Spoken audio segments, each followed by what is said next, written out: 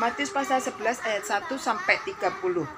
Setelah Yesus selesai berpesan kepada ke-12 muridnya, pergilah ia dari sana untuk mengajar dan memberitakan Injil di dalam kota-kota mereka. Matius 11 ayat 2 sampai dengan 19, Yesus dan Yohanes Pembaptis. Di dalam penjara, Yohanes mendengar tentang pekerjaan Kristus, lalu menyuruh murid-muridnya bertanya kepadanya, "Engkaukah yang akan datang itu? Atau haruskah kami menantikan orang lain?" Yesus menjawab mereka, "Pergilah dan katakanlah kepada Yohanes apa yang kamu dengar dan kamu lihat.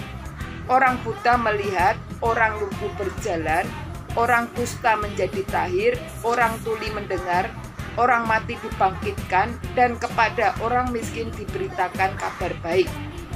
Dan berbahagialah orang yang tidak menjadi kecewa dan menolak aku."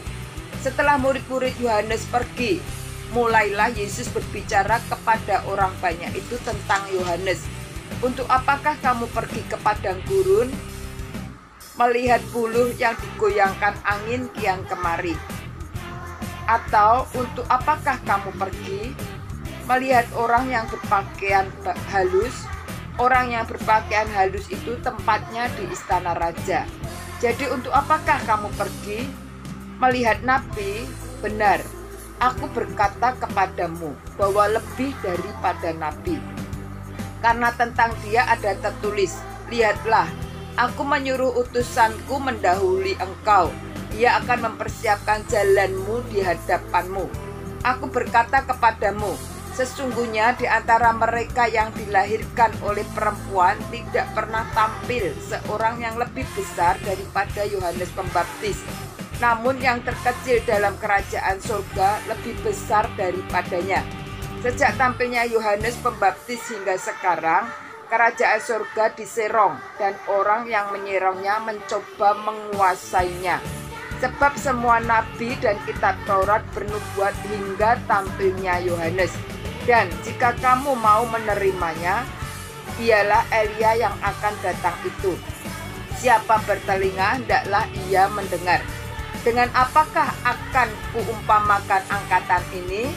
Mereka itu seumpama anak-anak yang duduk di pasar dan berseru-seru kepada teman-temannya, 'Kami meniup seruling bagimu, tetapi kamu tidak menari.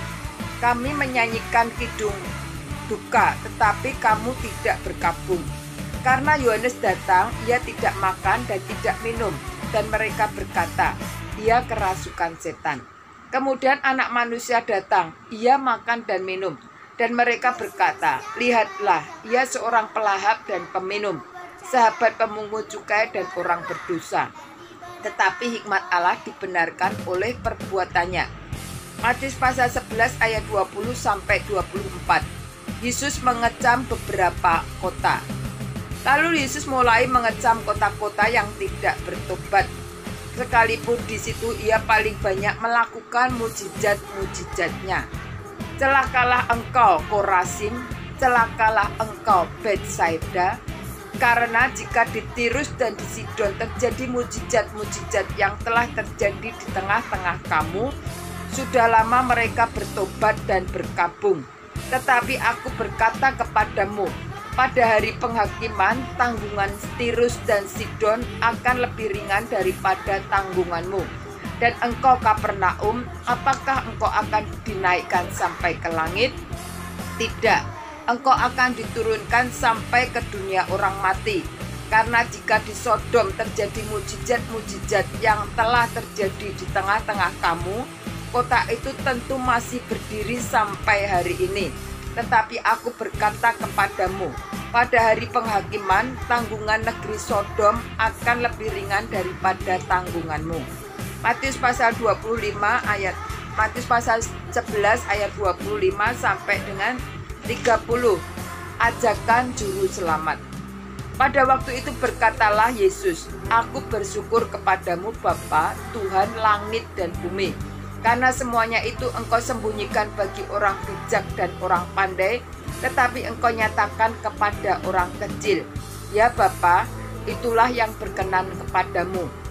Semua telah diserahkan kepadaku oleh Bapakku, dan tidak seorang pun mengenal anak selain Bapa, dan tidak seorang pun mengenal Bapa selain anak, dan orang yang kepadanya anak itu berkenan menyatakannya.